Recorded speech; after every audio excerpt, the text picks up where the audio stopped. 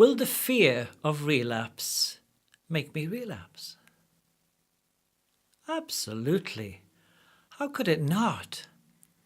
And yet, just about every addiction treatment and recovery process available to the masses, whether it be of a traditional kind or of something more mainstream and conventional, still seems to have absolutely immersed in its process fear. And that fear, of course, transfers over to the individual who is desperately wanting to make a recovery from their addictive behaviours. And so the whole concept and the language and the terminology used is as if life were a battlefield, as if we were forever having to prove ourselves, go through the hoops in order to be accepted by another before we can then be more accepting of ourselves. And so that which yearns to be called forth, literally the freedom to experience yourself as you truly are, never does get to be experienced. We're so much in fear all of the time. Fear of maybe not getting it right, so much so that we're constantly getting something wrong.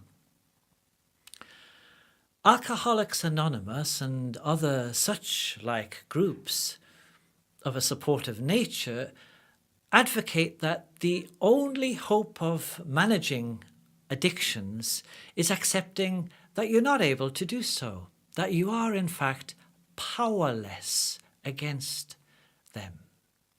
And in their kind of reverse psychology, your only hope, therefore, is acceptance of your non-acceptance, of the fact that you are hopeless in the face of that battle.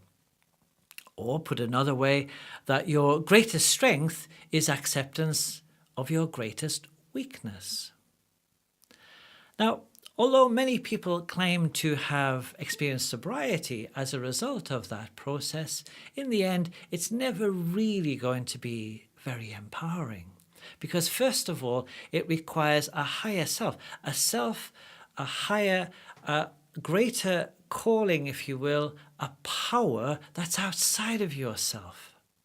It can't be very empowering when we think we're still having an authority outside of our very self.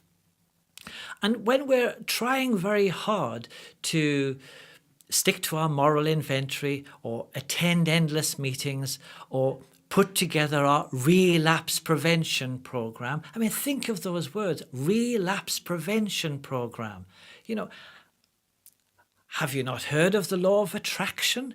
You know, where attention goes, energy flows. And if we're forever trying to live in the fear that if we don't prevent something, then of course, all we're doing really at the same time is inviting more fear, inviting more helplessness, always worried in case we're not going to prevent that which, of course, is inevitable when we're giving it so much attention.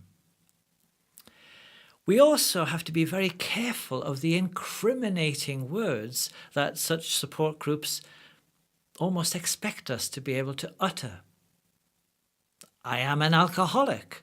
Well, there's no surer way, again, of us being able to declare out of fear, in the hope that somehow or other some other magic is going to take place, that we could be anything other than that which we've stated we are. Or, I am in recovery from my addiction, but still that statement, that terminology, that fear-based view of our recovery locks us into a self-created, helpless personality. Now, you did not come into this world as a victim. But for as long as you think that you have to be proving yourself, as long as you're always in fear that you could get something wrong, you're not really likely to get anything very right for yourself. And as long as we use terminology like having to fight the demon within, watch the devil on the shoulder, overcome our addictions, fight our addictions, always struggle for our recovery, then it is going to be a struggle. It is going to be a fear. It is going to be an open invitation to to relapse, to the possibility of failure, that we just might not get it right. And so life does seem that it's a constant battlefield. Think of the word watch, W-A-T-C-H. Take one letter at a time. Watch, W. Watch your words. When you feel yourself using self-incriminating descriptions about yourself, think again. Why not choose something far more empowering? Why not choose the truth about you? I am infinitely greater than my thoughts would otherwise have me think I am. That's a far more true declaration about yourself.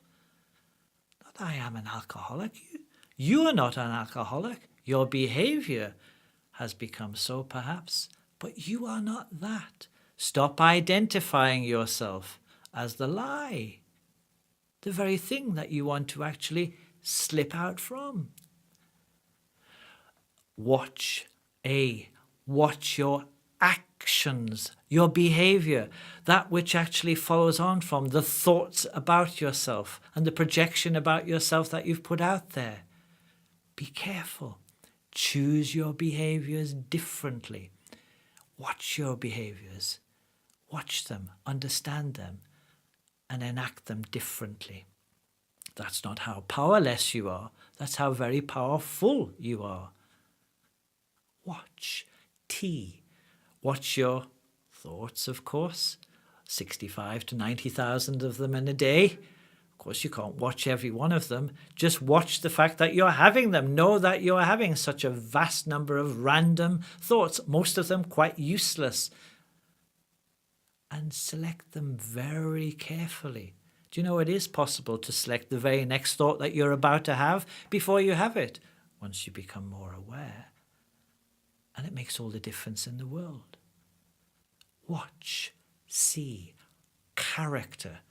What's your character? Your character is not your personality. Your persona, your personality is the ego. It's that how you've learned to become. It's that how you've learned to behave. It's that how you've learned your helplessness in some cases. But your character is the essence of who you are, long before you ever learned any of those actions, thoughts, behaviours or beliefs and made them your own. Your character, the truth of who you are.